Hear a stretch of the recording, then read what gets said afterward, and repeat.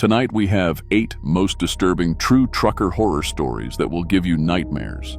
These are real stories from truck drivers who saw scary things on the road. Things that shouldn't be there. Things that made grown men too scared to drive at night ever again. Picture this. You're driving your big truck down a dark highway. It's 2 a.m. and you're all alone. Then you see something in your headlights that makes you want to scream. These drivers lived through pure horror, and some are still too scared to talk about it. We found these creepy stories from police reports and trucker chat rooms. If you're new here, hit subscribe and the very true stories every day. So get ready, because we're going down America's most haunted roads where something evil might be waiting around the next turn.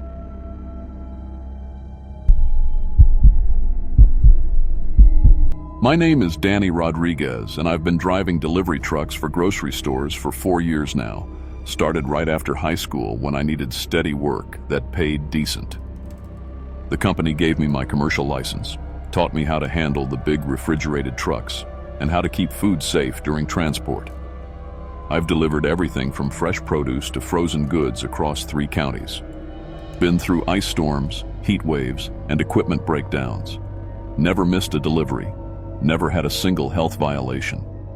I took pride in that clean record. But what happened in August 2022 during that brutal heat wave changed everything I thought I knew about food safety. What I delivered that day wasn't just contaminated. It was alive. And it was hungry. It was Tuesday morning, August 16th. Temperature was already hitting 95 degrees at 7 a.m. My regular route was downtown supermarkets, but dispatch called with an emergency pickup.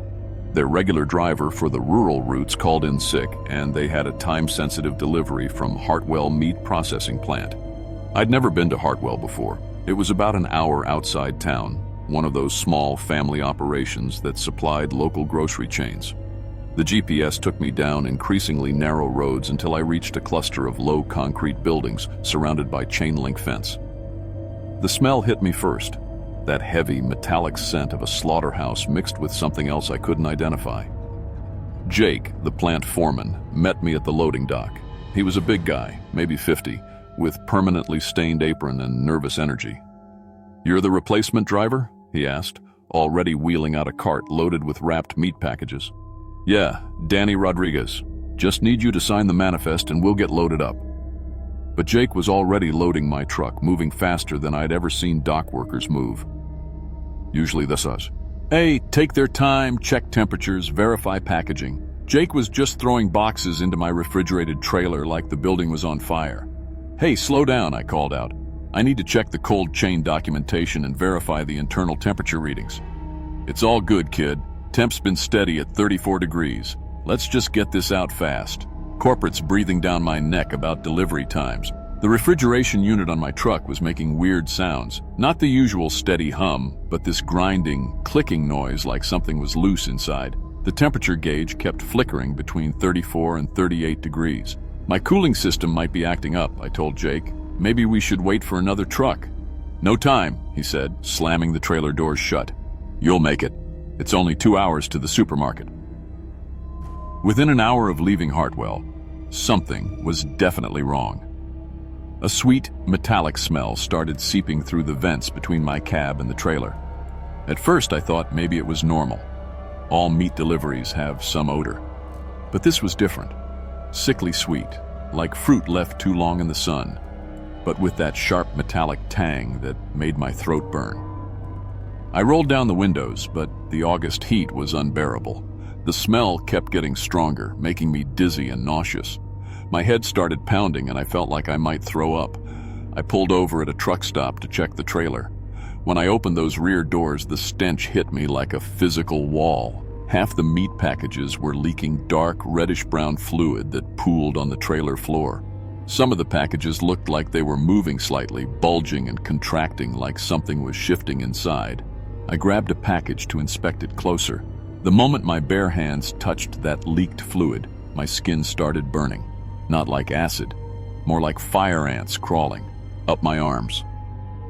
I rushed to the truck stop bathroom and scrubbed my hands raw with soap and hot water, but the burning sensation just spread further up my arms. Red welts appeared where the fluid had touched me. They were hot to the touch and pulsing in rhythm with my heartbeat. I could swear I felt something moving underneath my skin at those spots. Back in the trailer, the situation was getting worse by the minute. More packages were leaking, and that dark fluid was actually eating through the metal trailer floor. I could see small holes forming where the liquid had pooled. The refrigeration unit finally gave up completely with a loud grinding noise and a puff of black smoke. Without cooling, the meat was spoiling fast in the 98-degree heat. But this wasn't normal spoilage. The packages were swelling, some of them splitting open. Inside, the meat looked wrong, gray-green with dark veins running through it, and I swear it was moving on its own. I called dispatch on my radio. "This is Truck 47. I've got a major refrigeration failure and contaminated meat. Need immediate pickup and hazmat cleanup."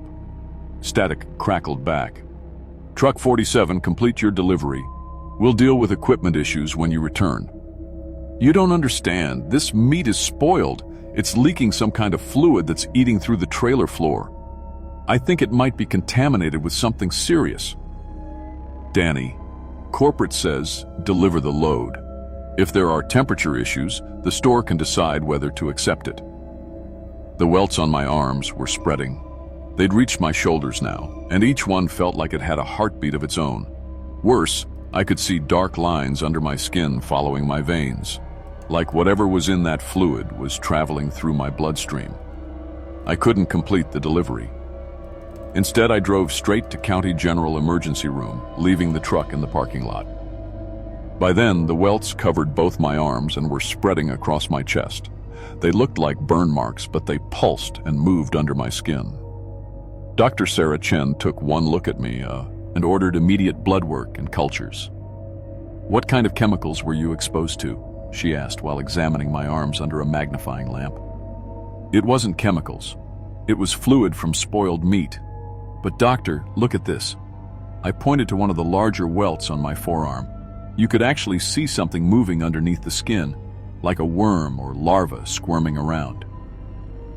Dr. Chen called in the infectious disease specialist and took samples of the fluid from my truck. What they found made everyone very quiet, very fast. The lab results showed flesh-eating bacteria and some kind of parasitic larvae they couldn't identify.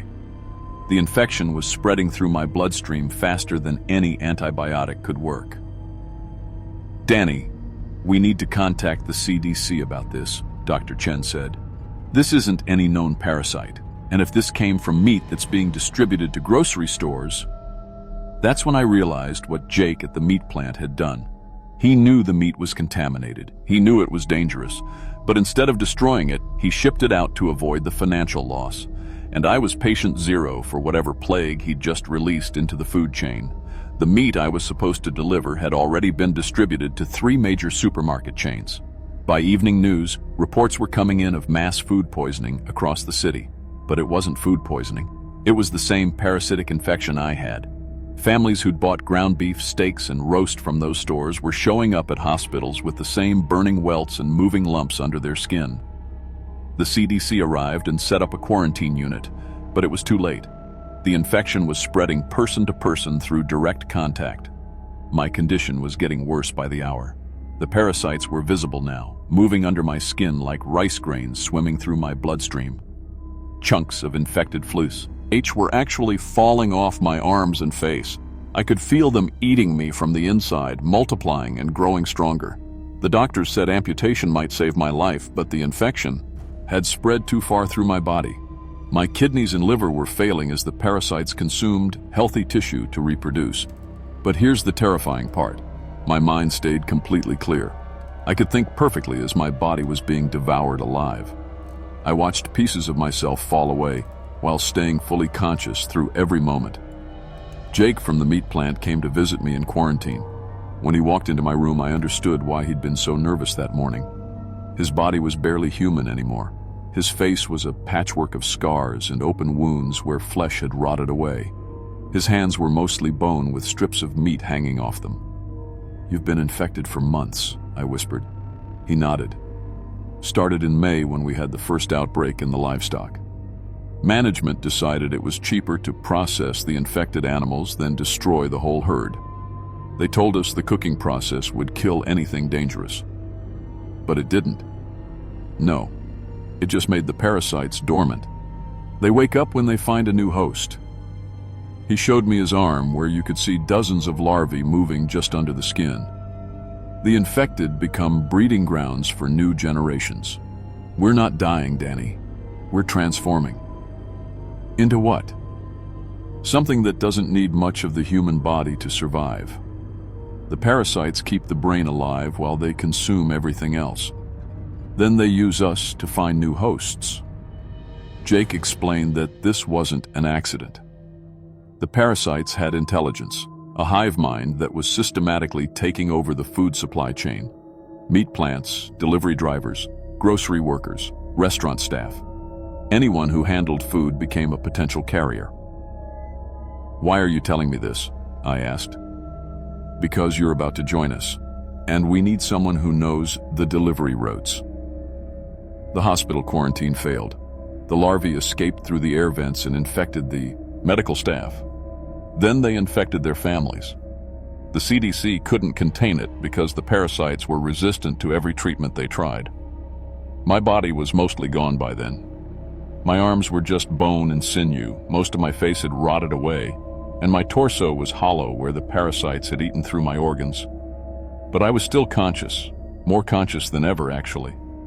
I could feel every infected person in the city, see through their eyes, feel what they felt. We were all connected now, part of something bigger and hungrier than individual human consciousness. The parasites hadn't destroyed my mind, they'd expanded it, connected it to a network of infected hosts that was growing larger every day, and they were using our human knowledge to spread more efficiently. I helped them identify the best delivery routes to hit maximum population centers. My truck became a mobile infection center, carrying contaminated meat to grocery chains across 3 states. Every delivery created new clusters of infected hosts who would then spread it further through their communities. 6 months later, I watched my own funeral from the back of the cemetery. My family had buried an empty casket since my body was never recovered from the industrial accident that was the official story. The CDC and meat industry had covered up the real outbreak to prevent nationwide panic. But I was there, watching through the eyes of 12 different infected mourners who'd come to pay their respects. My mother cried over a grave that held nothing while the real Danny Rodriguez stood 50 feet away, barely recognizable as human anymore. The parasites had kept my brain alive inside what was left of my skull, mounted on a framework of bone and sinew that could still walk and drive trucks. I looked like something from a horror movie, but I could still think, still remember being the kid who just wahis, and to do honest work and take care of his family. Now I was part of something that was consuming humanity, one delivery at a time. The infected network had spread to thousands of people, across multiple states. Meat plant workers, delivery drivers, grocery clerks, restaurant staff, health inspectors, anyone involved in food distribution was either infected or being systematically targeted. The beautiful thing was how invisible we'd become. Government agencies blamed industrial accidents and contamination events. The media reported isolated food poisoning outbreaks. No one connected the pattern because we made sure they couldn't. And every day I climbed into my refrigerated truck and made deliveries that looked completely normal. Fresh meat to family grocery stores. Nothing suspicious about a routine food delivery. Except now I was the contamination. Danny Rodriguez, reliable delivery driver, had become patient zero for the end of the human food chain. And the worst part? I was still proud of my work. Never missed a delivery. Never had a health violation. Because now I was the health violation.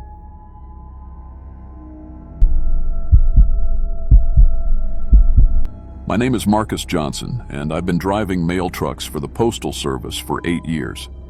I know every road, every mailbox, and every house on my route through the Montana wilderness like the back of my hand. I've delivered mail through blizzards, ice storms, and summer heat that could melt asphalt.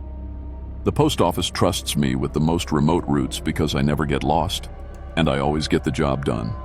Rain or shine, snow or sleet. That's what we promise, and I take that promise seriously. But what happened during that January blizzard in 2023 made me question everything I thought I knew about roads, distance, and reality itself. Some deliveries, I learned, never end. January 15th, 2023 started like any normal winter day. The weather report called for light snow, nothing I hadn't handled 100 times before. My route covers about 60 miles of rural roads outside Billings, serving farms and ranches scattered across the prairie. Most of these families only get mail 3 times a week, so they count on me. I loaded my truck at 6 a.m. with the usual mix: bills, packages from Amazon, government checks, and personal letters. My truck is a standard LLV, a long-life vehicle that the Postal Service has been using since the 80s. Not much to look at, but it's reliable. The heater works, the radio connects to dispatch, and it has enough ground clearance to handle rough roads. The first part of my route went normally.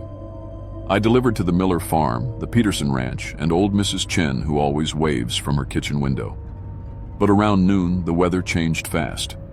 What started as light snow became a full blizzard with winds that rocked my truck and snow so thick I could barely see 10 feet ahead. I radioed dispatch. Unit 47 to base.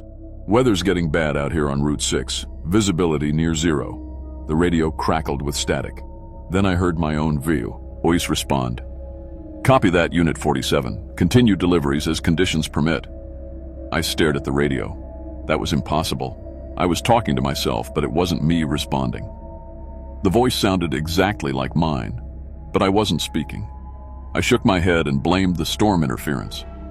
Mountain weather can mess with radio signals. I knew these roads so well that GPS didn't matter anyway. I could drive them in my sleep. 20 minutes later, I pulled up to a familiar mailbox, the Henderson place. I grabbed their mail and walked through the snow to the box. As I opened it, Mrs. Henderson came out of her house. "Oh, thank goodness," she called. "I've been waiting for my mail all day." I handed her the bundle. "Sorry about the delay. This storm came out of nowhere." She smiled and went back inside. I returned to my truck and checked my delivery log. According to my records, I had already delivered to the Henderson place at 9 a.m. that morning. But Mrs. Henderson acted like she hadn't gotten any mail yet. I must have made a mistake in my log. It happens sometimes when you're rushing. I crossed out the morning entry and wrote the correct time, 12:20 p.m. The next stop was the Wilson farm, about 3 miles down the road. I knew this drive by heart, past 2 cattle gates, over a small bridge, then a left turn at the dead oak tree. But as I drove through the storm, something felt wrong. The road seemed longer than usual. My odometer showed I'd been driving for 20 minutes. But the Wilson farm should only be a 5-minute drive from the Henderson place. When I finally saw a mailbox through the snow, I expected to see the Wilsons' blue farmhouse. Instead, I was looking at the Henderson place again. Mrs. Henderson came out, wrapped in the same coat. "Oh, thank goodness," she called. "I've been waiting for my mail all day." I sat in my truck, staring at her. This was the exact SS scene from 20 minutes ago. Same words, same grateful smile. But when I looked at my hands, they were empty. The mail I'd given her was back in the truck. "Ma'am?" I called out. "Didn't I just deliver your mail?" She looked confused. "No, you haven't been here today. I've been watching for the mail truck since morning." I checked my log again. The Henderson delivery was gone. The page showed no record of ever being to this address today. Something was very wrong, but I had a job to do. I gave her the mail again and continued my route. This time I watched my odometer carefully. After driving for 15 minutes toward the Wilson farm, the numbers hadn't changed, still showing the same mileage as when I left Henderson's place. I checked my fuel gauge, still at 3/4 full, exactly where it had been all morning. Even though I'd been driving for hours, the truck hadn't used any gas. The dashboard clock read 2:47 p.m. It had read 2:47 p.m. when I left the Henderson place. And when I checked again 5 minutes later, it still read 2:47 p.m. Time had stopped. I grabbed the radio.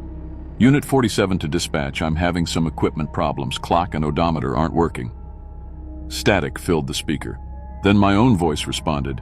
"Unit 47, this is Unit 47, do you copy?" "What, who is this?" This is Marcus Johnson, Unit 47. I'm trying to reach dispatch. I was talking to myself on the radio, not someone who sounded like me. It was actually me, having a conversation with myself. The other me sounded just as confused as I felt. "Where are you?" I asked. "Henderson Place," the other me replied. "Where are you?" "Henderson Place," I said. The radio went silent. I tried to think logically. Radio signals can bounce off mountains and create echoes. Maybe I was hearing a delayed transmission of my own voice, but that didn't explain the odometer, the fuel gauge, or the clock. I decided to turn around and head back to town. Maybe the storm was affecting my equipment more than I thought. But when I made a U-turn and drove back the way I came, the road led to the same mailbox I'd just left. Not just any mailbox, the Henderson Place again. Mrs. Henderson came out of her house. "Oh, thank goodness," she called. "I've been waiting for my mail all day." This was the third time I'd heard those exact words. Same tone, same grateful expression. She had no memory of our previous encounters. I got out of the truck and walked up to her. "Ma'am, how long have you lived here?" 42 years, she said. "My husband and I moved here in 1981. Have you seen other mail trucks today?" She looked puzzled. "Just you. Though I could have sworn I heard a truck earlier, but nobody stopped." I delivered her mail for the third time, then tried something different. I took out my pen and wrote on the mailbox post. Marcus was here, 2:47 p.m. Then I drove to the next house on my route. 20 minutes later, when I inevitably arrived back at the Henderson Place, I checked the mailbox post. The writing was gone. Not faded or weathered away, completely gone, like I'd never written it at all. I tried writing on my own hand, loop number 4. I watched the ink fade and disappear as I stared at it. Mrs. Henderson came out of her house. "Oh, thank goodness, I've been waiting for my mail all day." I started counting the loops. Every time I tried to leave the Henderson Place, every road led back to it. Loop 5, loop 6, loop 7. Sometimes I'd see other houses along the way, the Miller Farm, the Peterson Ranch. But they were always in the wrong order, wrong distances apart. Geography itself had gone crazy. On Loop 10, I tried walking instead of driving. I parked my truck and hiked across the snow-covered fields toward what looked like the Wilson Farm about a mile away. I walked for 30 minutes, always keeping the house in sight. But somehow, I ended up back at my truck from the opposite direction. The Wilson Farm was now behind me, even though I had walked straight toward it. The landscape was shifting around me like puzzle pieces that wouldn't stay in place. On Loop 15, I tried calling my wife Jennifer on my cell phone. "Didn't I just deliver your mail?" She looked confused. "No, you haven't been here today. I've been watching for the mail truck since morning." I checked my log again. The Henderson delivery was gone. The page showed no record of ever being to this address today. Something was very wrong, but I had a job to do. I gave her the mail again and continued my route. This time I watched my odometer carefully. After driving for 15 minutes toward the Wilson Farm, the numbers hadn't changed, still showing the same mileage as when I left Henderson's Place. I checked my fuel gauge, still at 3/4 full, exactly where it had been all morning. Even though I'd been driving for hours, the truck hadn't used any gas. The dashboard clock read 2:47 p.m. It had read 2:47 p.m. when I left the Henderson Place. And when I checked again 5 minutes later, it still read 2:47 p.m. Time had stopped. I grabbed the radio. "Unit 47 to dispatch, I'm having some equipment problems. Clock and odometer aren't working." Static filled the speaker. Then my own voice responded. "Unit 47, this is Unit 47, do you copy?" "What, who is this?" "This is Marcus Johnson, Unit 47. I'm trying to reach dispatch." I was talking to myself on the radio, not someone who sounded like me. It was actually me, having a conversation with myself. The other me sounded just as confused as I felt. "Where are you?" I asked. "Henderson Place," the other me replied. "Where are you?" "Henderson Place," I said. The radio went silent. I tried to think logically. Radio signals can bounce off mountains and create echoes. Maybe I was hearing a delayed transmission of my own voice, but that didn't explain the odometer, the fuel gauge, or the clock. I decided to turn around and head back to town. Maybe the storm was affecting my equipment more than I thought. But when I made a U-turn and drove back the way I came, the road led to the same mailbox I'd just left. Not just any mailbox, the Henderson place again. Mrs. Henderson came out of her house. "Oh, thank goodness," she called. "I've been waiting for my mail all day." This was the third time I'd heard those exact words. Same tone, same grateful expression. She had no memory of our previous encounters. I got out of the truck and walked up to her. "Ma'am, how long have you lived here?" 42 years, she said. "My husband and I moved here in 1981. Have you seen other mail trucks today?" She looked puzzled. "Just you, though I could have sworn I heard a truck earlier, but nobody stopped." I delivered her mail for the third time, then tried something different. I took out my pen and wrote on the mailbox post, "Marcus was here, 2:47 p.m. Then I drove to the next house on my route. 20 minutes later, when I inevitably arrived back at the Henderson place, I checked the mailbox post. The writing was gone. Not faded or weathered away, completely gone, like I'd never written it at all. I tried writing on my own hand, loop number 4. I watched the ink fade and disappear as I stared at it. Mrs. Henderson came out of her house. "Oh, thank goodness, I've been waiting for my mail all day." I started counting the loops. Every time I tried to leave the Henderson place, every road led back to it. Loop 5, loop 6, loop 7. Sometimes I'd see other houses along the way, the Miller farm, the Peterson ranch. But they were always in the wrong order, wrong distances apart. Geography itself had gone crazy. On loop 10, I tried walking instead of driving. I parked my truck and hiked across the snow-covered fields toward what looked like the Wilson farm about a mile away. I walked for 30 minutes, always keeping the house in sight. But somehow, I ended up back at my truck from the opposite direction. The Wilson farm was now behind me, even though I had walked straight toward it. The landscape was shifting around me like puzzle pieces that wouldn't stay in place. On loop 15, I tried calling my wife Jennifer on my cell phone, forever and always. The route would never end because it existed inside my own mind. As I write this, I'm still here, still making deliveries. My truck has unlimited fuel, unlimited mail, and unlimited time. The snow never stops falling. The clock never moves past 2:47 p.m., and Mrs. Henderson never stops being grateful for her mail. Sometimes I meet other versions of myself on the road. We wave at each other like old friends. We all understand what happened, but we can't change it. We're postal workers. We deliver the mail. If you're reading this somehow, if this message made it out of the loop, let me tell you something important. Be careful what roads you take. Some routes don't lead anywhere.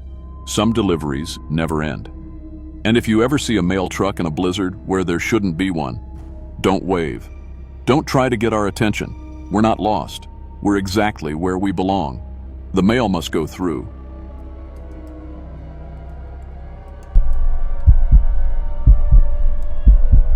My name is Kevin Park, and I've been driving ambulances for 6 years. Started when I was 20, fresh out of EMT training. I thought I'd save lives, make a difference. The pay wasn't great, but helping people felt right. When COVID hit, everything changed. Hospitals got crazy busy. Ambulance companies started hiring part-time drivers just to keep up. That's when I picked up trucking work on weekends, moving medical supplies, equipment, stuff like that. The money was better than my regular job. May 2022 was when it all started. Healthcare workers were quitting left and right. Burnout, they called it. I was pulling double shifts, sleeping in my car between calls. That's when Dr. Harrison found me. I was grabbing coffee at the hospital when he walked up. Tall guy, maybe 50, wearing scrubs that looked expensive. He knew my name somehow. Said he'd heard good things about my driving record, clean license, never late, professional attitude. He offered me a job I couldn't refuse, $500 per transport, cash. What kind of transport? I asked. Medical transfers, he said. Moving patients between rural hospitals. Nothing complicated. They'll be sedated, stable. You just drive. $500 for what sounded like a 2-hour drive. I was broke, behind on rent. When do I start? The first pickup was at Mercy General, about 40 miles outside the city. Dr. Harrison met me in the parking garage with a woman in scrubs. Nurse Patricia, he called her. They had a patient on a gurney, covered with blankets. Middle-aged man, breathing steady but completely out.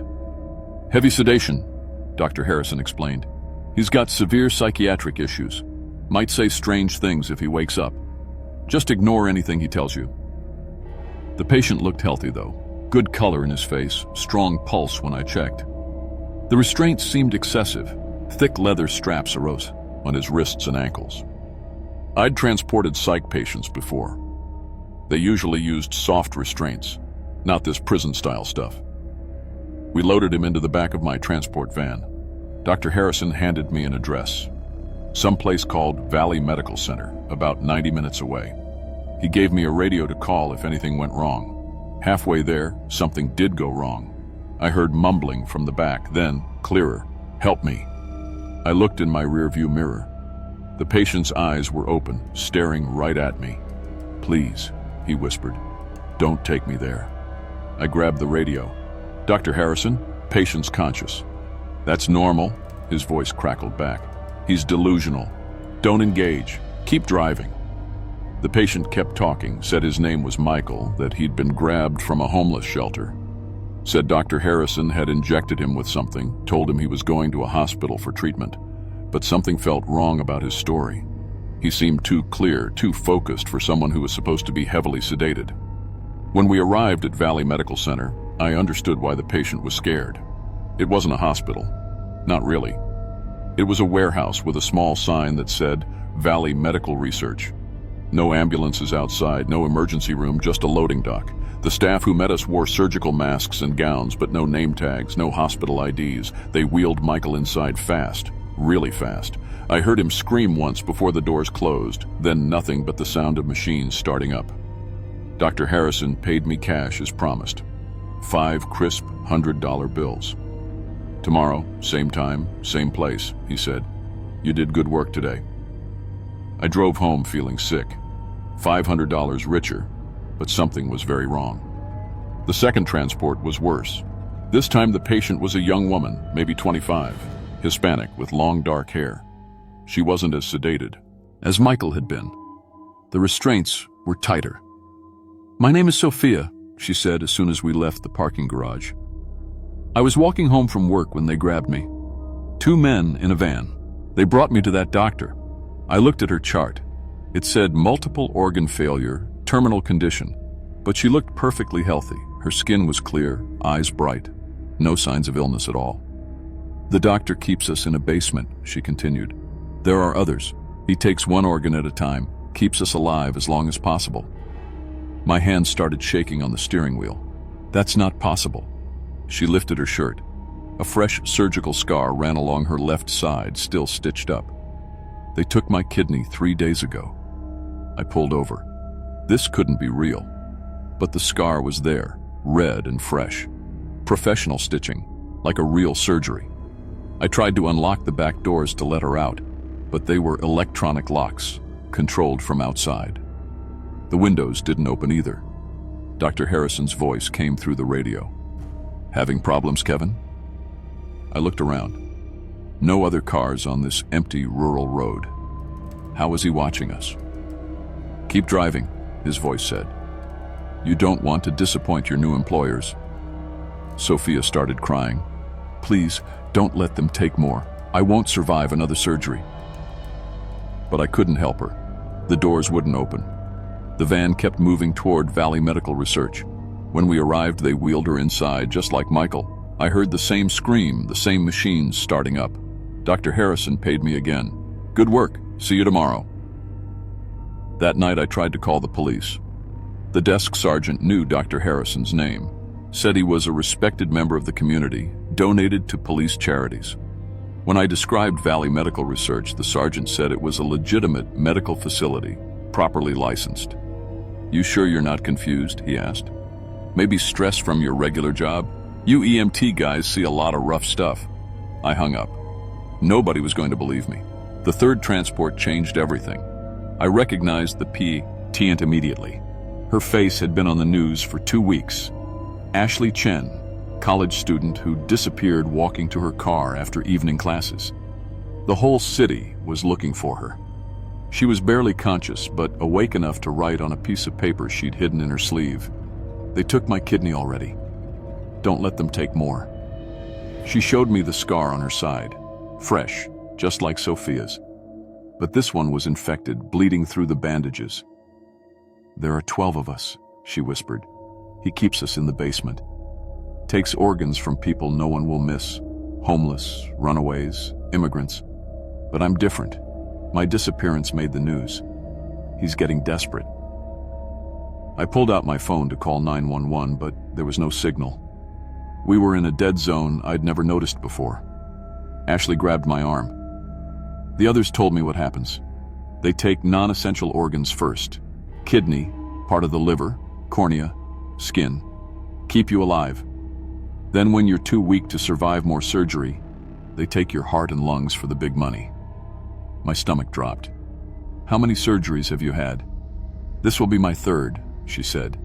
"Most people don't survive the fourth." We arrived at Valley Medical Research, same routine.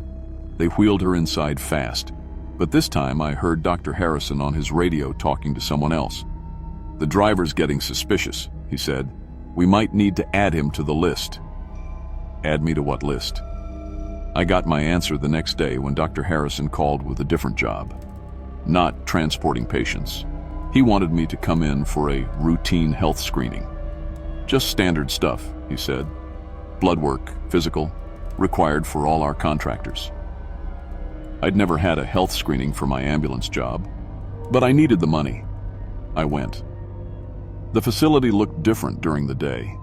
Still a warehouse, but now I could see security cameras everywhere. The basement door Ashley had mentioned was right there with a keypad lock. Nurse Patricia took my blood. A lot of blood. More than any normal test required. She asked about my medical history. Family health problems, allergies.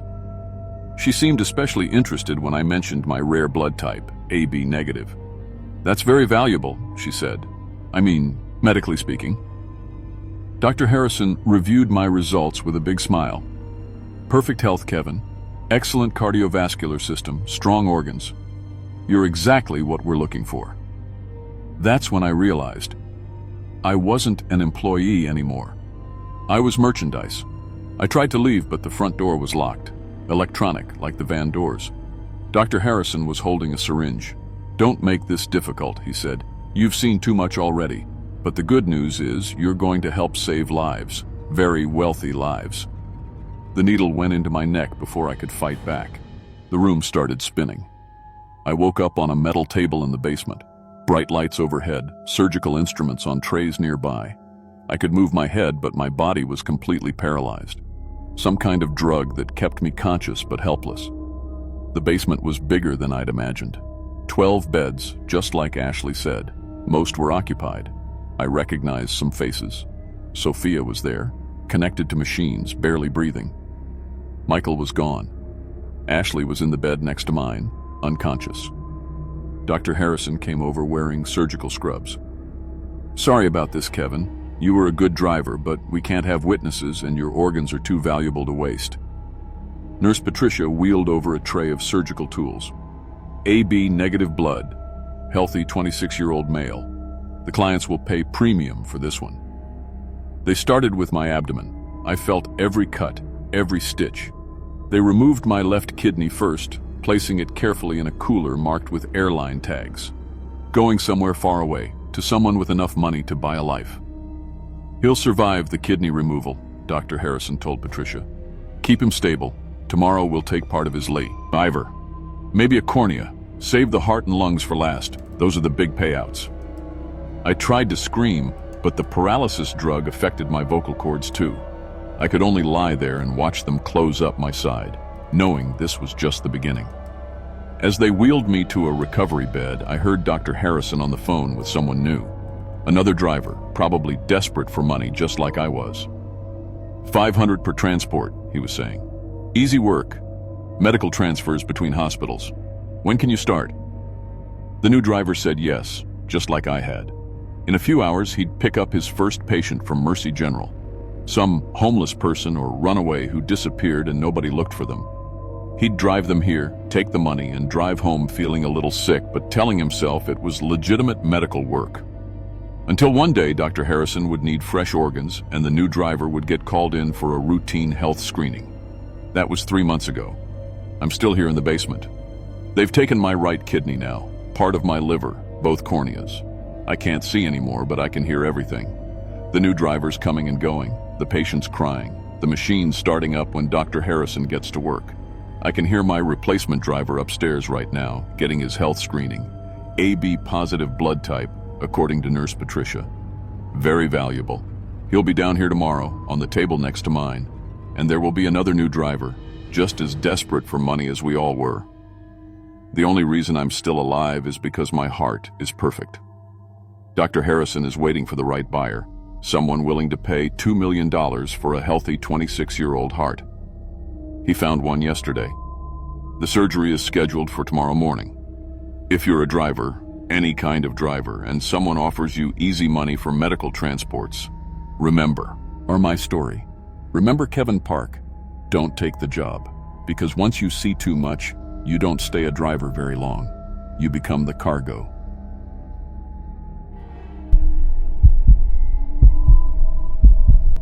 My name is Lisa Martinez, and I've been a food service delivery driver for 15 years. I drive a refrigerated truck delivering fresh ingredients and supplies to restaurants across 3 states. It's not glamorous work, but it pays the bills, and I've always been proud of my perfect safety record. No accidents, no violations, nothing. I know every highway, every back road, every shortcut between here and the Mexican border. My wife Carmen always jokes that I could drive these routes blindfolded, but what happened in November 2022, just before Thanksgiving, changed everything I thought I knew about life and death, and I learned that sometimes, no matter how careful you are, some things just can't be avoided. It was a Tuesday morning when everything started. I was loading my truck with cases of wine and fresh produce for a chain of Mexican restaurants in El Paso. The weather was perfect, clear skies, no wind, the kind of day that makes driving a pleasure instead of work. I had done this exact route hundreds of times. Load up in San Antonio, drive west on I-10, make deliveries at 6 locations, then head home. Simple. My dispatcher, Tony, had given me the usual warnings about the Thanksgiving rush starting early.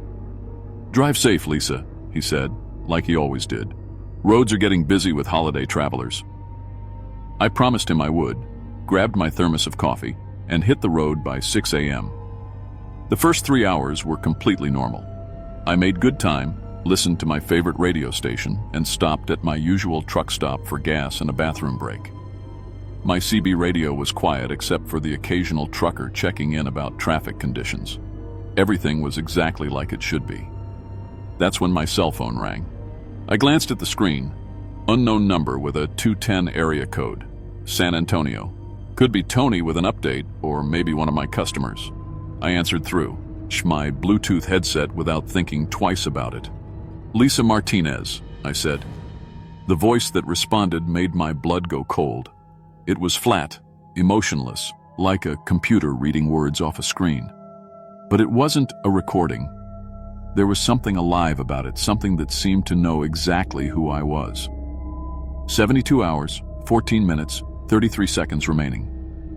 I nearly dropped my coffee. "Excuse me? Who is this?" But the line was already dead. I tried calling the number back immediately. It went straight to a message saying the number wasn't in service. I figured it had to be some kind of prank. Maybe one of the other drivers messing with me. We're always playing jokes on each other, and with new technology, people can fake phone numbers pretty easily. But something bothered me about that voice. It had said remaining. Remaining until what? And why exactly 72 hours and 14 minutes? Most prank calls don't get that specific. I shook it off and kept driving. I had deliveries to make and a schedule to keep. But exactly 1 hour later, as I was pulling into the parking lot of my first restaurant, my phone rang again. Same unknown number. This time I let it go to voicemail. But when I played the message back, my hands started shaking. 71 hours, 14 minutes, 33 seconds remaining. The countdown had updated. Exactly 1 hour later, exactly 1 hour less time remaining. This wasn't a prank. This was something else entirely. I tried to focus on my work. The restaurant manager signed for his delivery. We chatted about the upcoming holiday rush, and I loaded my empty cases back into the truck. Normal stuff. But my phone was burning a hole in my pocket. Part of me wanted to turn it off completely, but I needed it for work. Tony might need to reach me, or Carmen might call. As I was pulling out of the parking lot, the PH on one rang a third time. This time I answered immediately. "Who is this? What do you want?" The same flat voice responded, but this time it said more than just numbers. 70 hours, 15 minutes, 7 seconds remaining.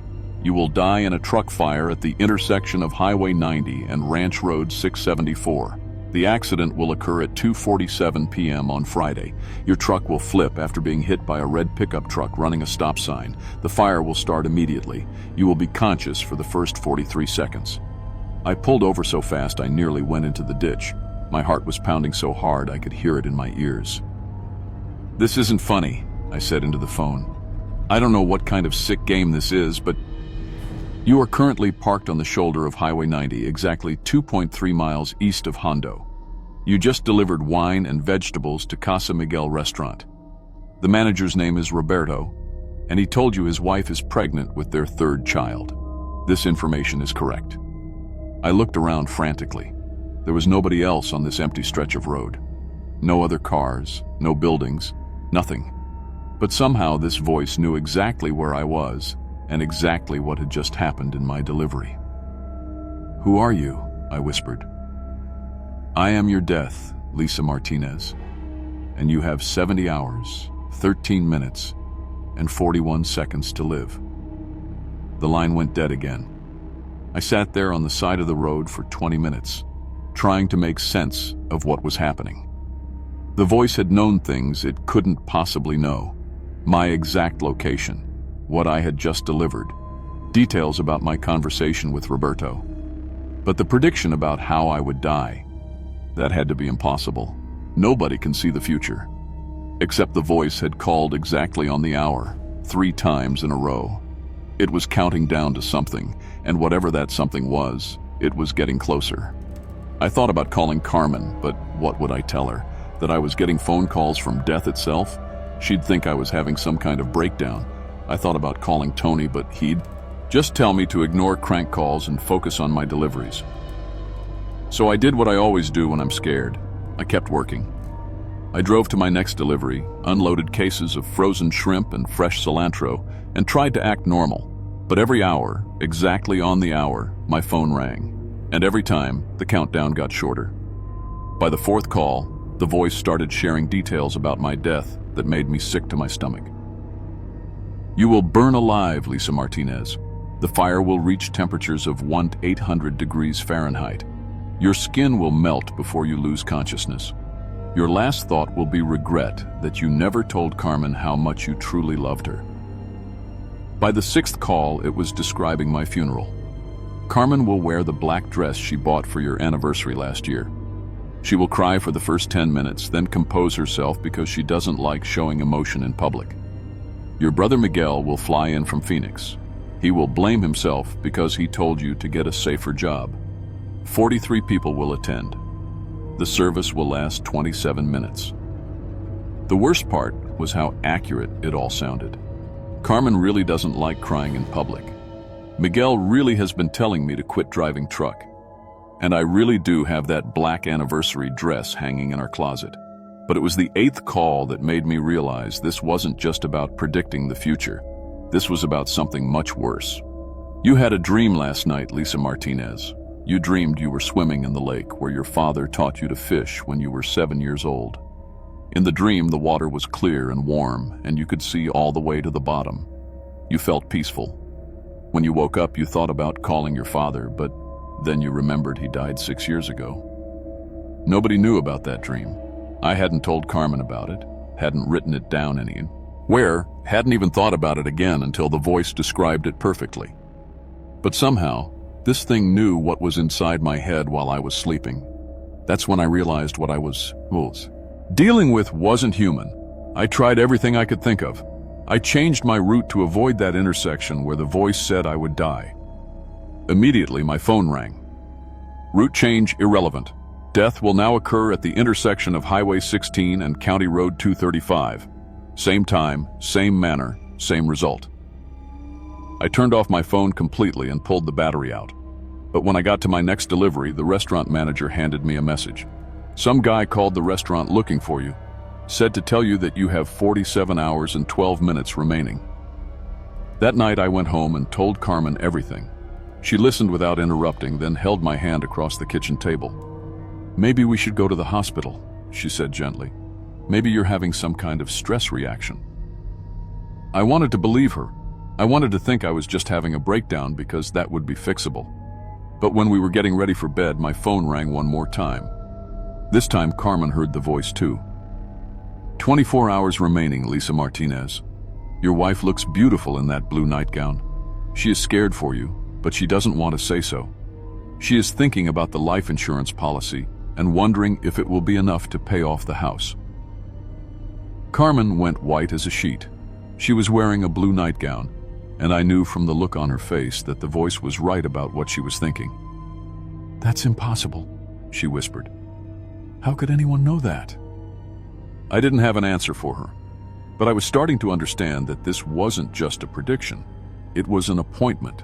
Something had decided when and how I was going to die, and it was counting down to that moment like a timer on a bomb. The next morning, I called in sick to work. If I wasn't driving, I couldn't die in a truck accident. Carmen and I stayed home, locked all the doors, and waited to see what would happen. At exactly 2:47 p.m., the time the voice had originally predicted for my death, my phone rang one last time. 12 hours remaining. Staying home will not help. You will suffer a heart attack at 2:47 a.m. while sitting in your recliner chair. Your wife will find your body at 6:30 a.m. when she wakes up. The cause of death will be listed as natural causes, but we both know better. Carmen was listening on speakerphone.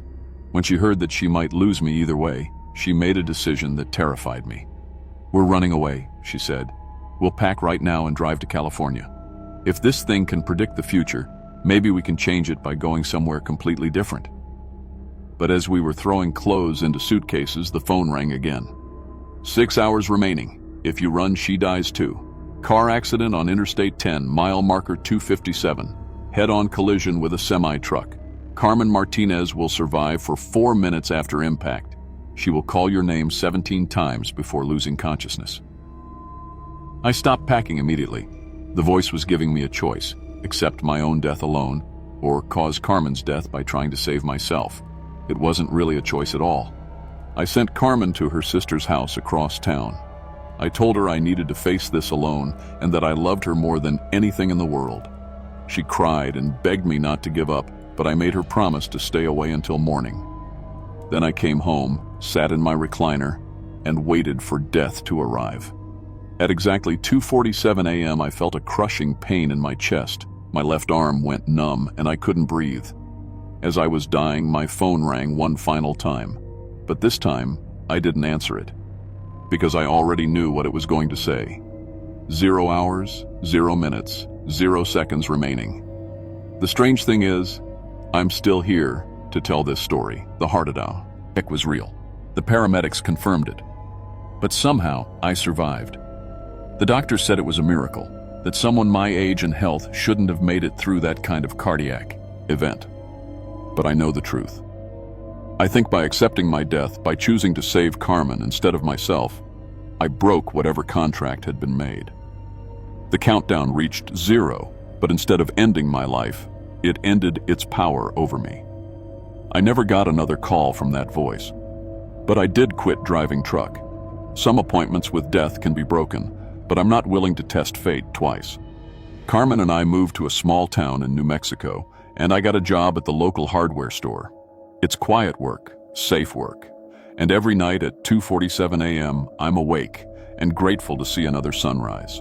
Because I learned that death isn't always inevitable. Sometimes it's just very, very punctual.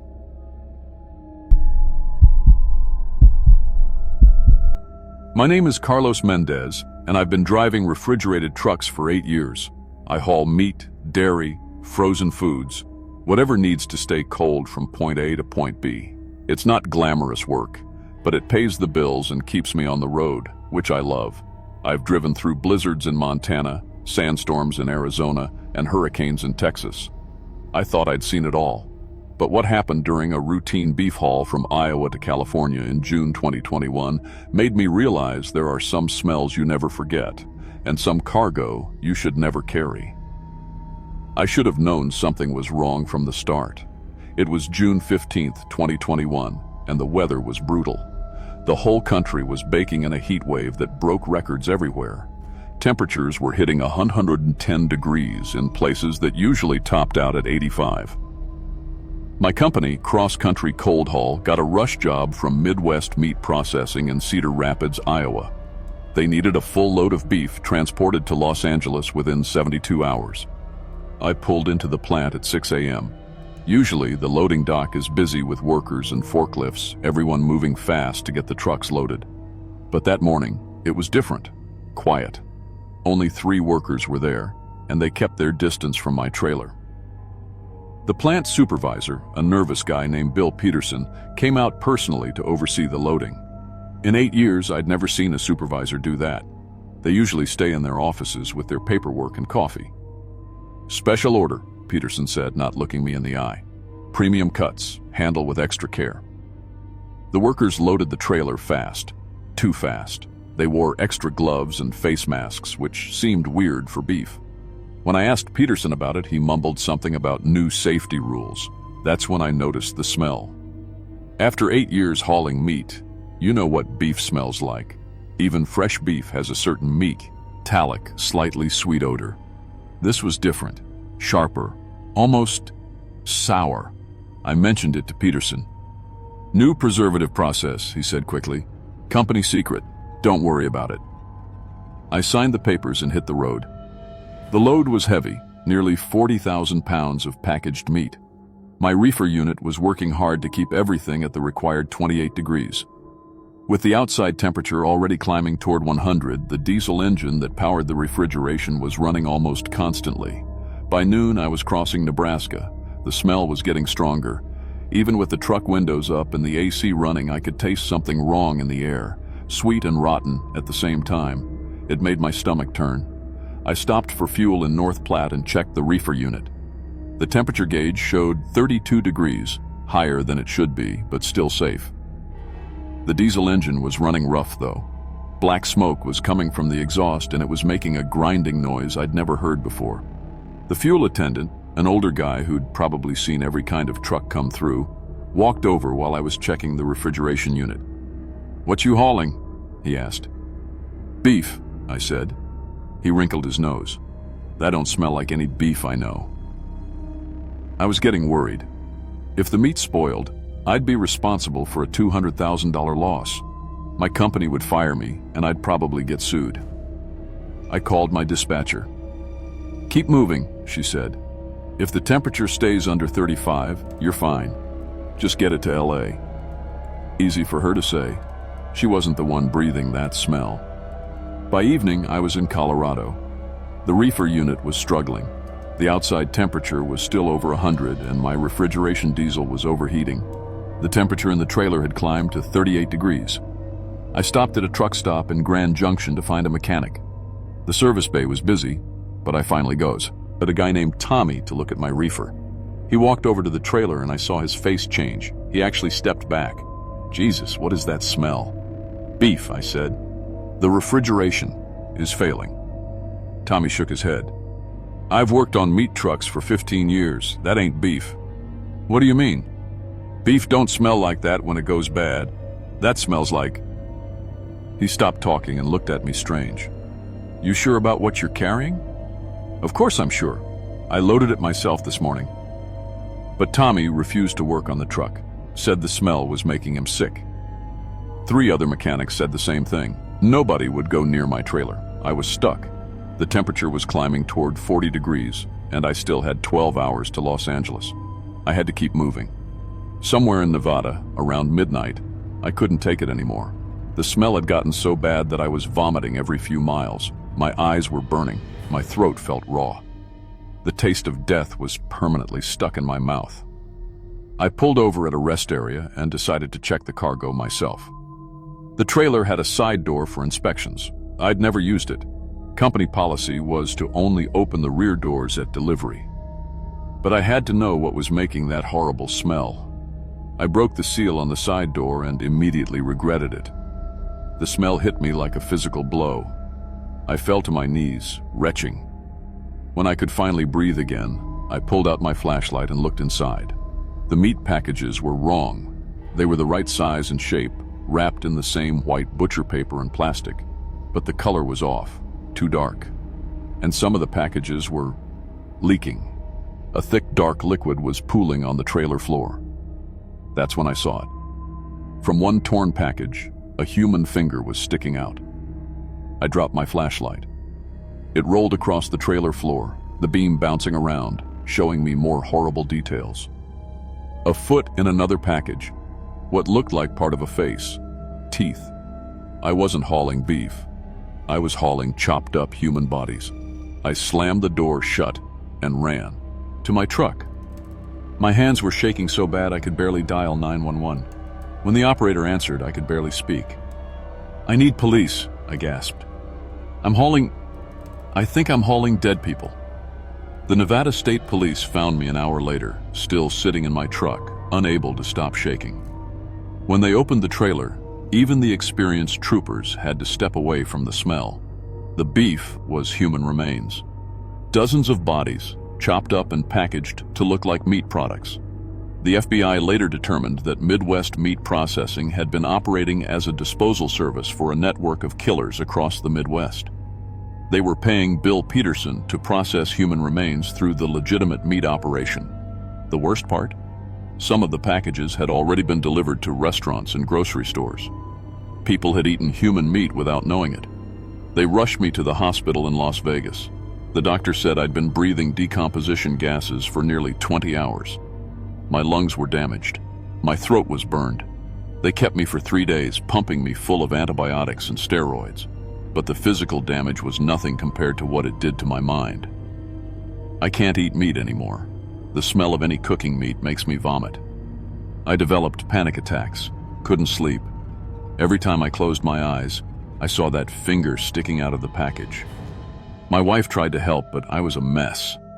I'd wake up screaming about the smell. I couldn't work. No trucking company would hire me after the scandal made the news. We lost our house. She finally left me 6 months later. The FBI investigation revealed that at least 12 truckers had unknowingly transported human remains over the past 2 years. 3 of them died from lung damage caused by breathing decomposition gases during long hauls. The others, like me, developed permanent breathing problems and psychological trauma. I testified against the disposal network, helped put away 15 people, including Peterson and the killers who used their service. But it didn't bring back my health, my career, or my marriage. Today, I'm on permanent disability. My lungs are scarred, and I need an oxygen machine to breathe at night. The doctors say the damage is permanent. I developed agoraphobia. I'm afraid to leave my apartment most days. The worst part is the taste.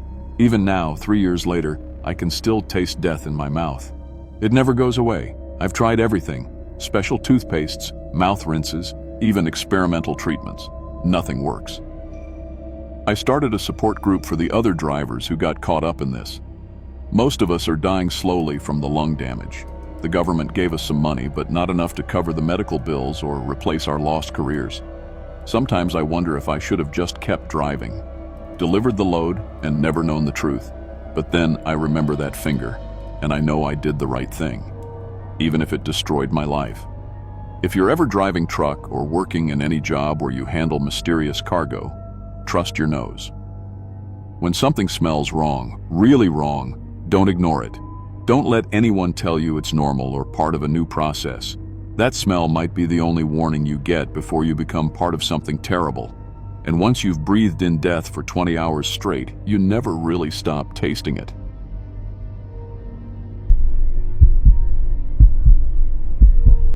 My name is Janet Wheeler, and I've been a long-haul trucker for 22 years.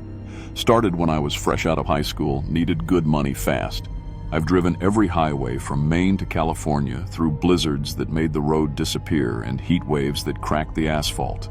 I've handled blown tires at 70 miles per hour, brake failures on mountain passes, and drunk drivers who think an 18-wheeler can stop on a dime. But what happened in September 2020 at that sleep research facility changed everything I thought I knew about my own mind. I haven't slept right in 3 years. Started small, just trouble falling asleep after long hauls. Then it got worse.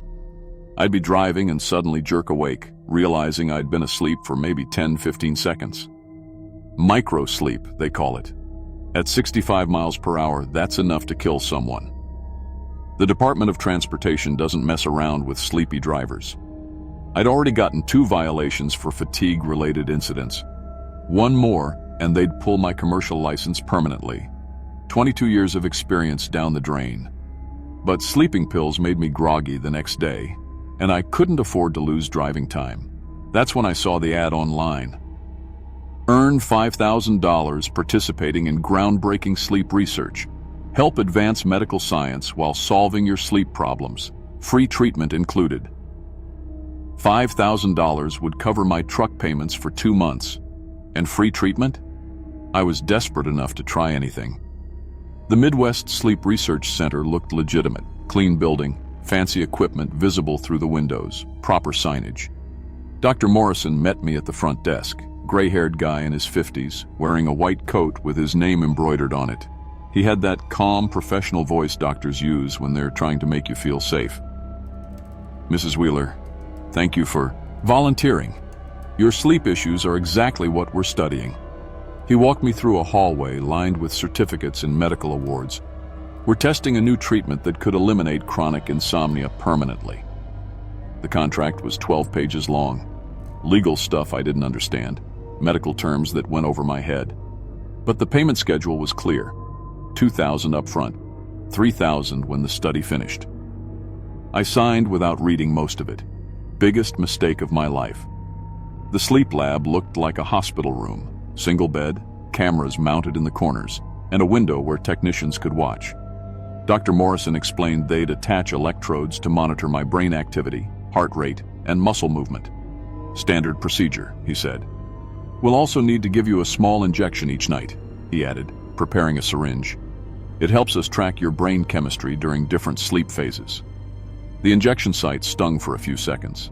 Then I felt warm and relaxed. Within minutes, I was falling into the deepest sleep I'd had in years. No tossing and turning, no lying awake staring at the ceiling. Just peaceful, dreamless darkness. I woke up feeling amazing, refreshed in a way I'd forgotten was possible. Dr. Morrison was taking my blood pressure when I opened my eyes. How do you feel, Janet? Incredible. I haven't slept like that since I was a kid. Excellent. We'll need a blood sample for our records. Then you're free until tonight. The second night, the injection felt different. Same sting, but then a weird tingling sensation spread up my arm. I felt dizzy for a moment before sleep took over. When I woke up, there were bruises on my arms and back. Dark purple marks like someone had grabbed me hard. Dr. Morrison, what happened to me last night? He checked his clipboard. You were quite active during your sleep cycles. Very animated movement. Active? I don't remember any dreams. That's normal. REM sleep often doesn't produce memorable dreams. He showed me a tablet with video footage. We recorded your sleep for analysis.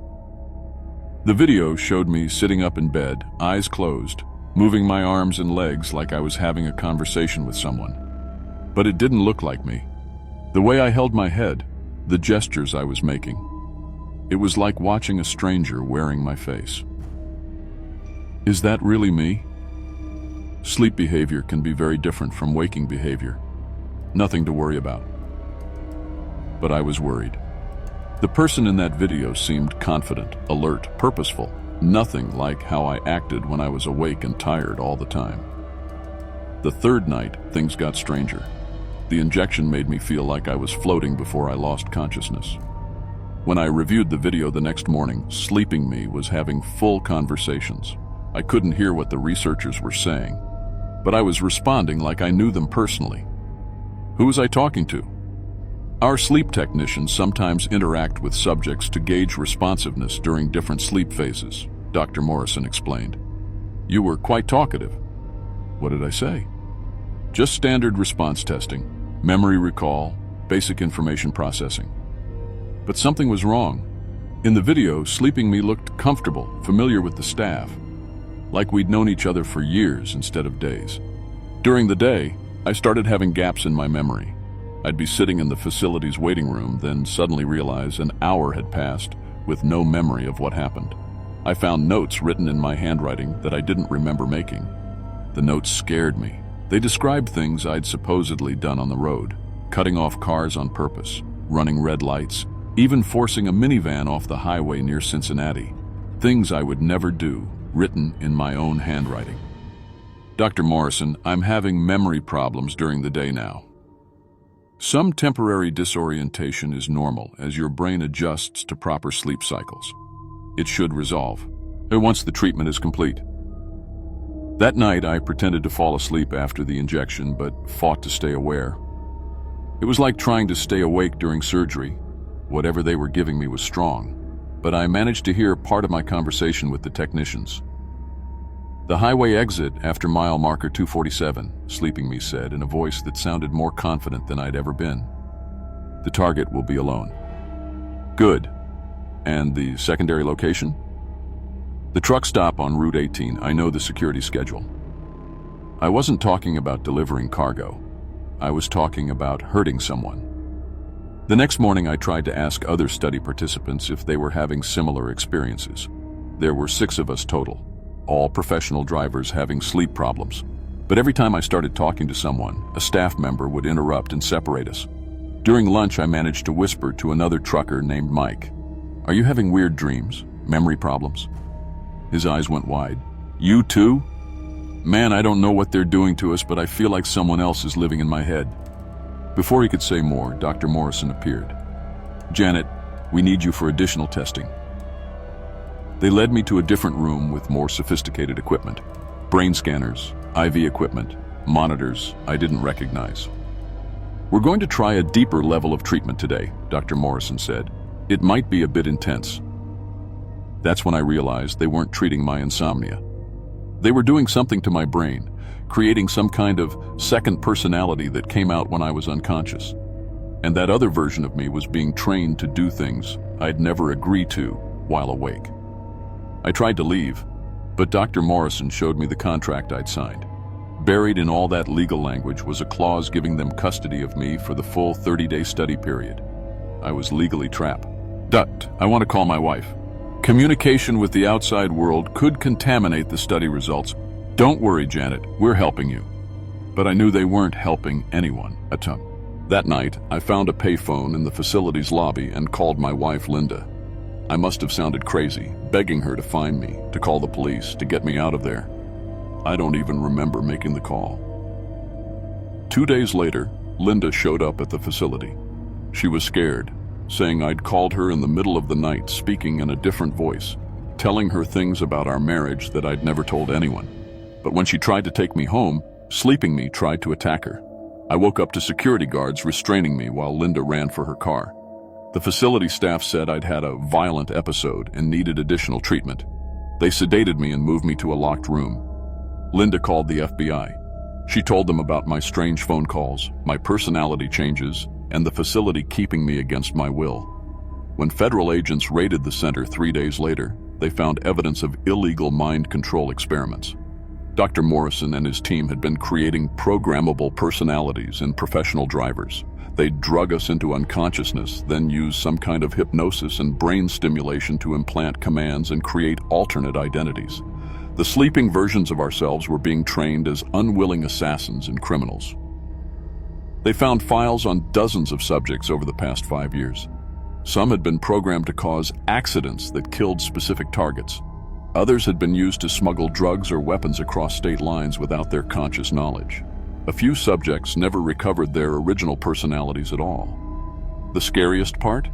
They found evidence that some of us had already completed missions. Real people had died because of what sleeping me had done, and I had no memory of any of it. I'm writing this from a psychiatric facility in Ohio. It's been 6 months since the raid, and I still can't trust my own mind. I have gaps in my memory, handwriting that doesn't look quite right, and sometimes I catch myself knowing things I shouldn't know. The doctors here say I'm lucky to have retained most of my original personality. Some of the other survivors aren't so fortunate. Mike, the trucker I talked to at the facility, thinks he's someone named David now. He doesn't remember his wife or kids. The FBI says Dr. Morrison and his team are in federal prison. The facility was shut down, the equipment destroyed. But I know there are other places like it out there, other people desperate enough to volunteer for medical studies that sound too good to be true. I can't drive trucks anymore. Can't trust myself behind the wheel of something that weighs 40 tons. I work at a hardware store now, something simple where I can't hurt anyone if that other personality surfaces. But sometimes, late at night, I find notes in my handwriting that I don't remember writing. Plans, addresses, details about people I've never met. That other version of me is still in there somewhere, waiting. If you're ever desperate enough to volunteer for a medical study, read the contract, all of it. Ask questions. Bring someone you trust. Because once they get inside your head, you might never fully get them out. And if you're a trucker who hasn't been sleeping well lately, be very careful about ads promising easy money for sleep research. That version of you they create while you're unconscious might be capable of things you'd never do while awake. Some experiments aren't worth the risk, no matter how much money they offer. Some cures are worse than the disease. And some people will use your desperation against you in ways you can't imagine. I learned all of this too late. Don't make the same mistake I did.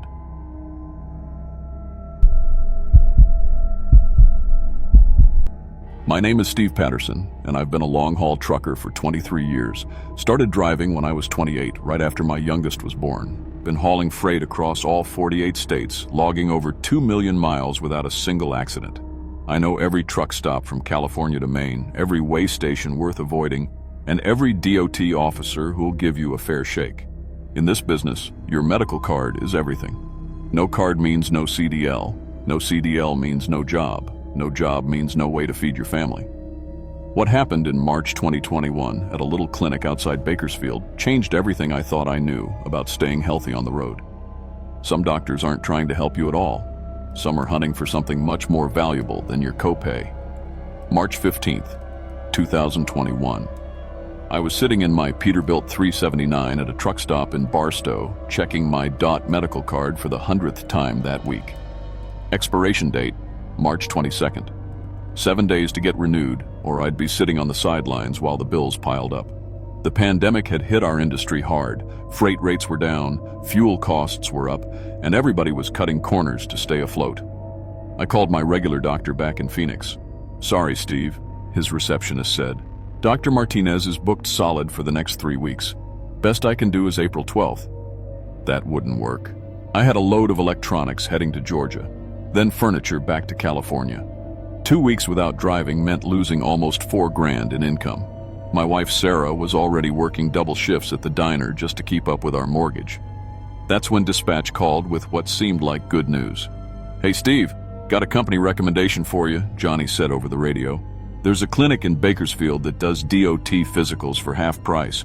Bunch of our other drivers have used them. Quick and easy." Half price sounded too good to be true, but with money tight, I couldn't afford to be picky. The address Johnny gave me led to a small medical plaza on the wrong side of town. The kind of place where the parking lot has more potholes than pavement, and the signs haven't been updated since the 80s. Valley Health Services occupied a corner unit between a check cashing place and a discount tire shop. The waiting room was packed with truckers, probably 8 or 9 guys, all holding their medical paperwork and looking tired. That should have been my first clue. What kind of doctor has that many DOT physicals scheduled for a Tuesday afternoon? Dr. Reeves looked professional enough. Mid-50s, white coat, stethoscope around his neck. His handshake was firm. His smile was warm, and he seemed to know his stuff when he started asking the standard DOT questions. height, weight, any medications, sleep apnea, diabetes, heart problems. All routine. "Let's get some blood work done first," he said, pulling out more vials than I'd ever seen for a DOT physical. "Company insurance is covering comprehensive testing. Might as well take advantage, right?" I should have asked questions. Normal DOT physicals don't require blood work unless you have diabetes or take certain medications. But I was tired, stressed about money, and just wanted to get back on the road. I let him take what felt like half a pint of blood without saying a word. "Now let's get you a tetanus booster," Dr. Reeves said, preparing another needle. "When was your last one?" I couldn't remember, so I didn't object. The shot burned going in more than normal. Within minutes, I felt dizzy and nauseous. "That's normal," Dr. Reeves assured me. "Sometimes people have reactions to tetanus shots. Just lie down here for a few minutes." The exam table was cold against my back. The fluorescent lights above buzzed and cared. I closed my eyes just for a minute, and everything went black. I woke up alone in the exam room. The clock on the wall said 6:30 p.m. I'd been out for over 3 hours. My head felt like it was stuffed with cotton, and there was a dull ache in my right side. When I tried to sit up, the room spun like a carnival ride. Dr. Reeves appeared in the doorway, clipboard in hand. "Ah, you're awake. Sorry about that. You had quite a reaction to the tetanus shot. Fainted right on the table." I've never fainted in my life. Not when I broke my leg in 3 places. Not when I had food poisoning so bad I couldn't keep water down for 2 days. Something was wrong, but my brain felt too foggy to figure out what. "Here's your medical card," Dr. Reeves said, handing me the familiar blue form. "Good for 2 years. Your blood work came back perfect." That made no sense. Blood work takes at least a day to process, sometimes longer. But there it was. My signed, stamped DOT medical certificate. All I wanted was to get out of there and back to my truck. I stood up slowly, still dizzy. There was a small bandage on my right side, just above my hip. "What's this for?" "Oh, you scraped yourself when you fell. Just a small cut. Keep it clean, and you'll be fine." The drive to my next pickup in Fresno was brutal. I felt weak and nauseous, like I was fighting off the flu. Every bump in the road sent a sharp pain through my right side. I pulled into a rest area to check the bandage, thinking maybe it was just taped too tight. What I found underneath wasn't a scrape. It was a clean, professional incision, about 2 inches long, closed with surgical stitches. The kind of precise cut you see in operating rooms, not from falling off an exam table. My hands shook as I reapplied the bandage. There had to be an explanation. Maybe I'd hurt myself worse than Dr. Reeves let on. Maybe they'd had to do some kind of emergency procedure, but why wouldn't he tell me about it? Over the next few days, the weakness got worse instead of better. I could barely manage 8-hour driving shifts, and I've always been good for 12 to 14 hours on the road. The pain in my side was constant now, a deep ache that no amount of ibuprofen could touch. Finally, I couldn't take it anymore. I was in Phoenix for a delivery, so I drove straight to Dr. Martinez's office. Even without an appointment, he agreed to see me when I explained what was happening. "Steve," Dr. Martinez said, looking at my CT scan results, "I need you to sit down." The scan showed empty space where my right kidney should have been. Professional surgical removal, probably within the last week. The remaining kidney showed signs of damage, likely from the trauma of losing its partner so suddenly. "Where did you have this surgery?" Dr. Martinez asked. "And why didn't you tell me about it?" I felt the floor drop out from under me. "I didn't have surgery. I just had a DOT physical." Dr. Martinez looked at me like I'd lost my mind. "Steve, someone removed your kidney. This is major surgery. You should have been in a hospital for at least a week, with proper post-operative care." My hands were shaking again. "I need to call the police." The next morning, I drove back to Bakersfield with a detective named Rodriguez. The medical plaza was completely empty. Valley Health Services was gone. No furniture, no equipment, no sign they'd ever existed. Even the name had been scraped off the door. "Happens more than you'd think," Rodriguez told me. "Fly-by-night operations targeting people without good insurance. They set up shop for a few months, then disappear." The man I'd known as Dr. Reeves had been using a dead physician's license number. The real Dr. Reeves had died in a car accident in 2018. Everything about the clinic had been fake. The business license, the medical certifications, even the diplomas on the wall. "Why truckers?" I asked. "You guys are perfect targets," Rodriguez explained. "You're always moving, you don't have regular doctors, and you need medical cards to work. By the time you realize something's wrong, the operation's long gone." Rodriguez put me in touch with an FBI task force that had been tracking similar cases across the country. Turns out, I wasn't alone. They had reports from truckers in 12 different states, all with the same story. Discount DOT physicals that turned into organ theft. I started reaching out through trucker forums and CB radio networks. The stories were heartbreaking. A driver from Texas was missing part of his liver. A woman from Michigan had lost a kidney and a cornea. A guy from Florida was on dialysis 3 times a week, just like me. The FBI estimated that over 200 truckers had been victimized over 3 years. The stolen organs were sold to wealthy patients who didn't want to wait for legal transplants. One kidney could sell for $150,000 on the black market. My kidney probably paid for someone's luxury vacation.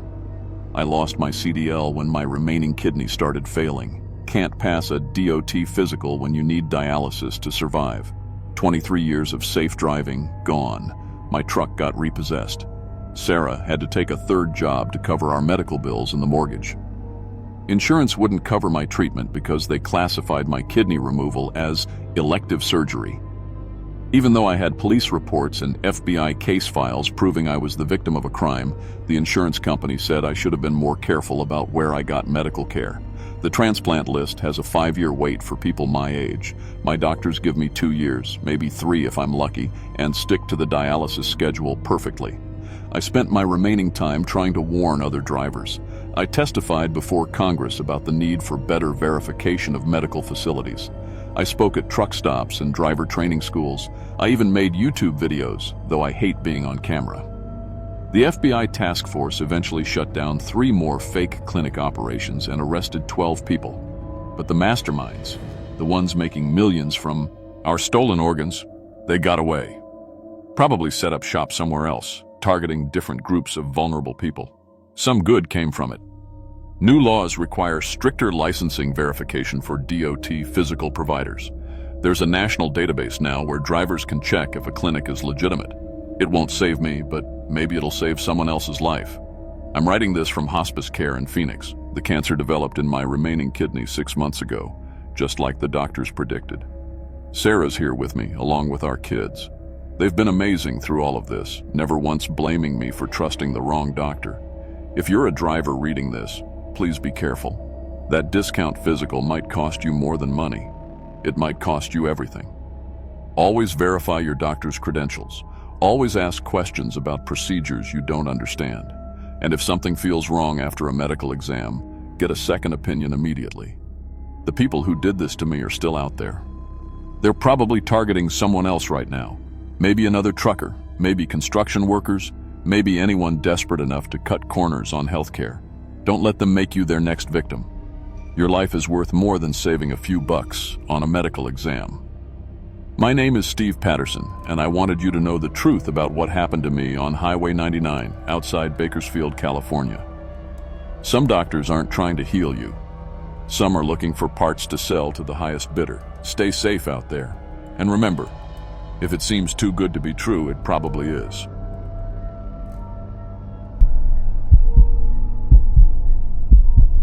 My name is Mike Thompson, and I've been a long-haul trucker for 35 years. I've driven through blizzards in Montana, sandstorms in Arizona, and hurricanes in Florida. I've seen jackknifed semis, multi-car pileups, and accidents that would give you nightmares. I've hauled everything from lumber to live chickens, and I've never missed a delivery. But what happened on my final run in December 2021 made me question everything I thought I knew about life, death, and destiny. After 3.5 decades on the road, I was finally ready to hang up my keys. My wife Susan had already planned a retirement party for when I got back from this last haul. She'd invited all the guys from the trucking company, our neighbors, even my old army buddies. The house was decorated, the caterer was booked. And she'd even ordered one of those fancy cakes with a little truck on top. This final run was supposed to be easy money. Christmas merchandise from Seattle to Miami. Toys, decorations, electronics, all the stuff people needed for the holidays. The pay was good, the route was familiar, and the timing was perfect.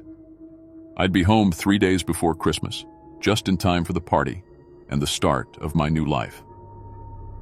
I remember pulling out of the Seattle warehouse on December 15th, feeling a mix of sadness and excitement.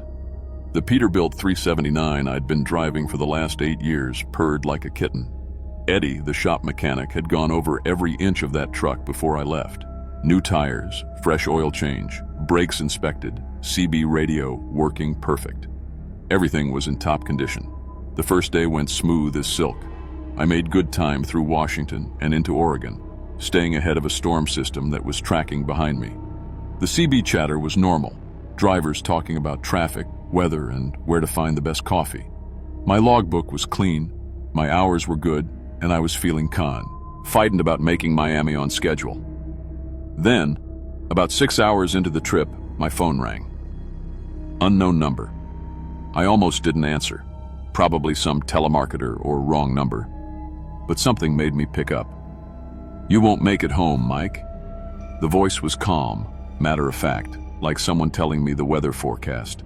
Male voice, older, with a slight rasp like a long-time smoker. "Who is this?" I asked.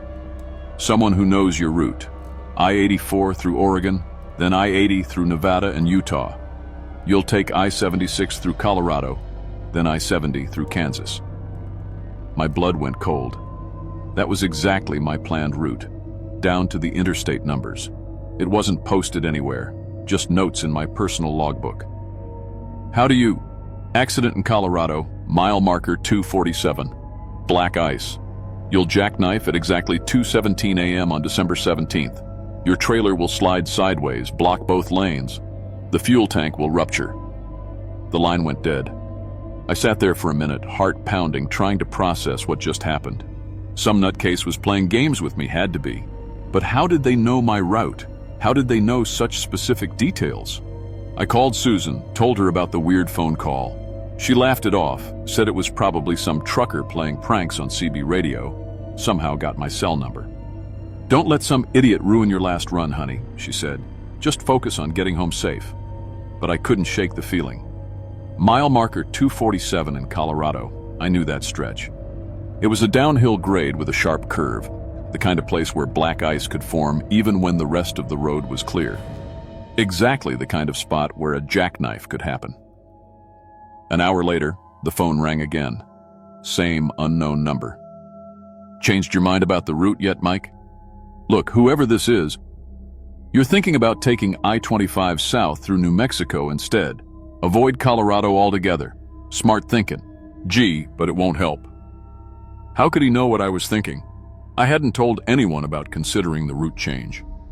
"If you take the southern route, you'll have an accident in Kansas. Instead, I-35 near Emporia, mile marker 132. Mechanical failure this time. Your brake line will snap going down a hill. 4:45 a.m. on December 18th. The voice was so specific, so confident. It wasn't guessing.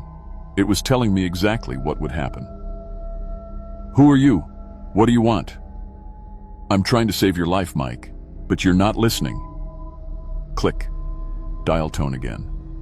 My hands were shaking as I pulled into a truck stop in Boise. I needed coffee, needed to think. Eddie had checked those brakes himself. They were perfect. Brand new lines, fresh fluid, no leaks anywhere. There was no way they could fail. I sat in the diner staring at my phone, waiting for it to ring again. Part of me hoped it wouldn't. Part of me needed to know more. It rang at exactly 9 o'clock p.m. "You're at the Flying J in Boise," the voice said. "Booth number 7, drinking black coffee, no sugar. You're scared." I looked around the diner. Nobody was paying attention to me. How could this person know where I was, what I was doing? "I can see the fear in your eyes, Mike. The same fear I had." "What are you talking about?" "You're wondering if this is real. Wondering if you should keep driving or just go home. The smart money says go home, but you won't. You're too stubborn, too proud, just like I was."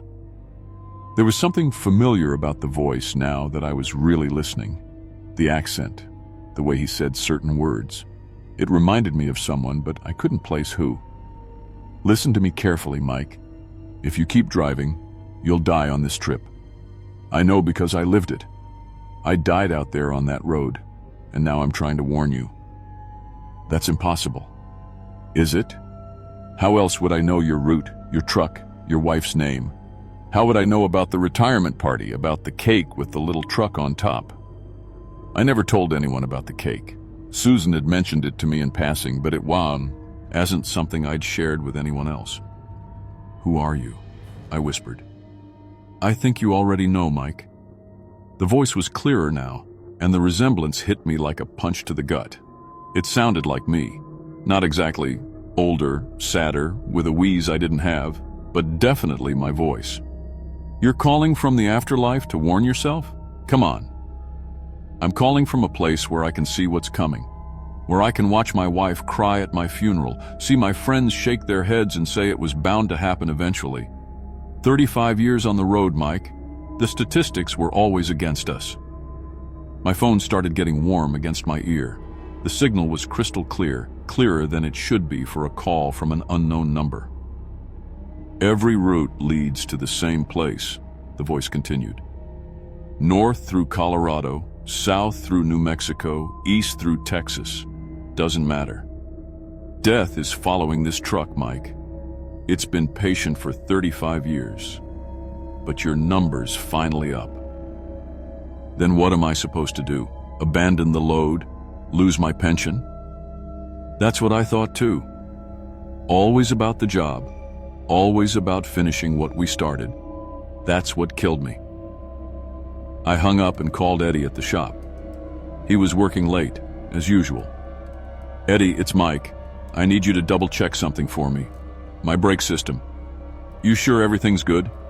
Mike, I went over that truck myself. Brakes are perfect, fluids clean, lines are new. Why? You having problems? No, just being careful. You sound spooked, man. What's going on? I told him about the phone calls. Eddie listened without interrupting, which wasn't like him. Usually he'd be cracking jokes or telling me I was crazy. Mike, he said when I finished. That's really weird. How would some stranger know your route? That's what I'm trying to figure out. You want my advice? Call Susan, head home. There's something. Not right about this. But as we were talking, my phone started buzzing with another call. Same unknown number.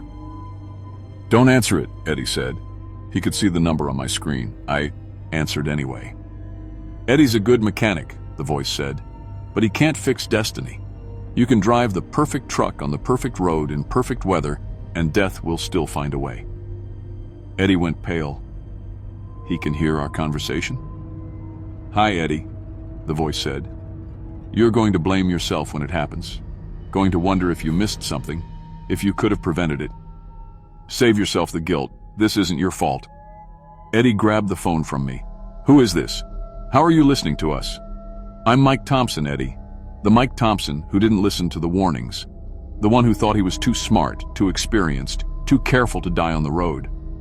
Eddie looked at me, then at the phone, then back at me. This is impossible. Check his truck again if it makes you feel better, the voice said. Check it 10 times. It won't change anything.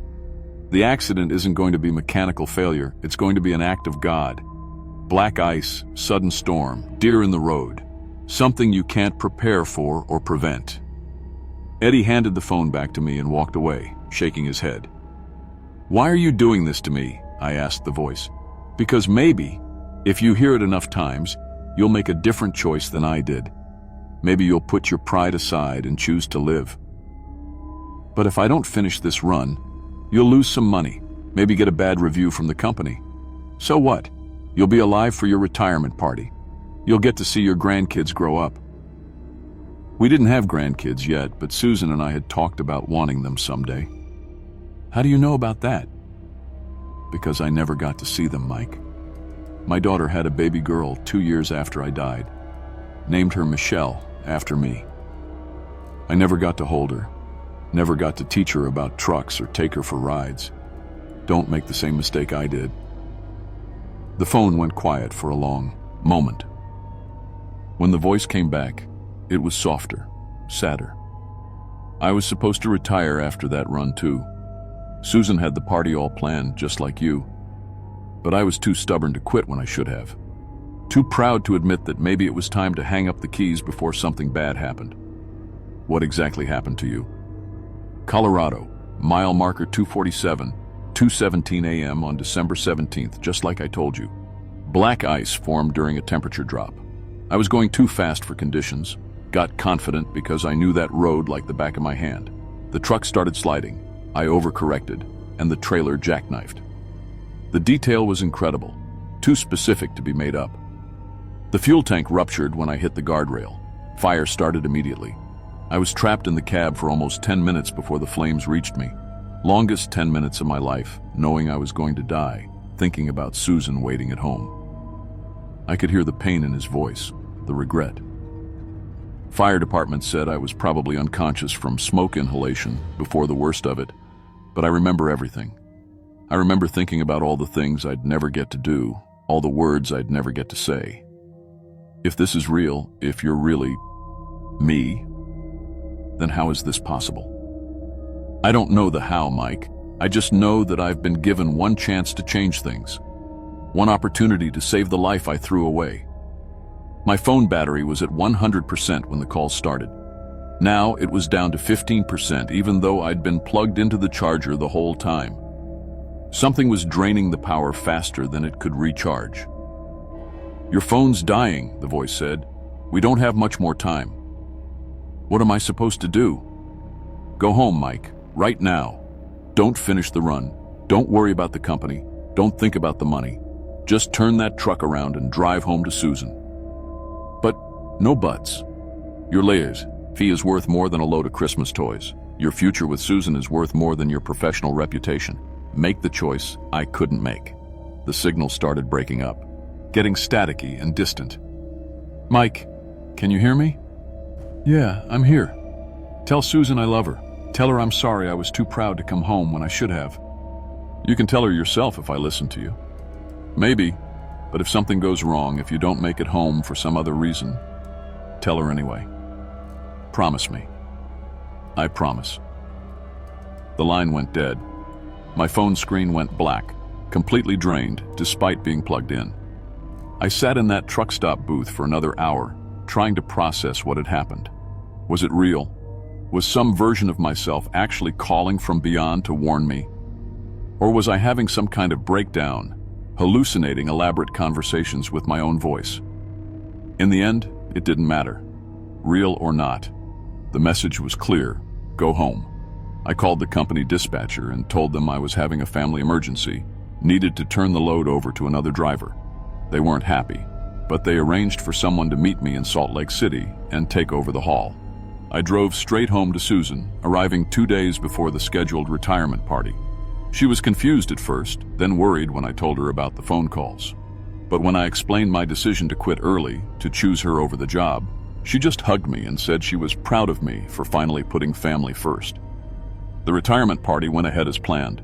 All our friends were there, the cake was perfect, and I made a speech about knowing when it was time to step away from something you love. Later that night, I looked up the accident reports for December 17th. There was no jackknife at mile marker 247 in Colorado, no black ice, no fire, no fatality. The road was clear and safe. Maybe I prevented it by changing my route. Maybe it was never going to happen in the first place. Maybe the whole thing was just stress and imagination. But I keep thinking about that voice, about the pain and regret I heard in it, about a version of myself who died alone on a dark highway, thinking about all the things he'd never get to say. I've been retired for almost a year now. Susan and I travel in our RV, visiting places we always talked about seeing. Our daughter is pregnant. We're going to have that granddaughter after all. Life is good, better than I expected. But sometimes, late at night, my phone rings with no caller ID. I don't answer it anymore. I figure I've heard everything I need to hear from that voice. I made my choice, and I'm sticking with it. Though I do wonder sometimes if that other version of me is still out there somewhere, Still trying to save truckers who won't listen to warnings they can't understand. Still making calls that most people hang up on. Still fighting a losing battle against pride and stubbornness and the belief that experience can protect you from everything. If you're a driver reading this, and you ever get a call like that, a voice that sounds like yours, warning you about accidents that haven't happened yet, maybe don't hang up so quick.